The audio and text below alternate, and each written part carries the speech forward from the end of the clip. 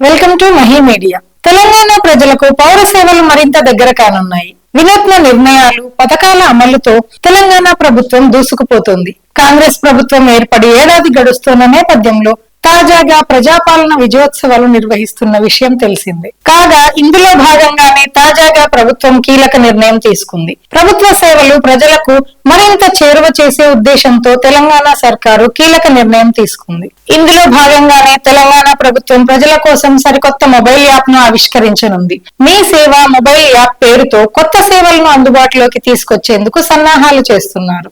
ఇప్పటికే ముఖ్యమంత్రి రేవంత్ రెడ్డి ఆదివారం మీ సేవ మొబైల్ యాప్ ను ప్రారంభించారు. ప్రభుత్వం తీసుకొచ్చిన ఈ యాప్ తో ప్రజలకు ఇంటి వద్ద నుండే పౌర సేవలు పొందే అవకాశం కల్పించారు. ఈ యాప్ సహాయంతో ఇంటి నుండే 150 రకాల పౌర సేవలను పొందే అవకాశం కల్పించారు.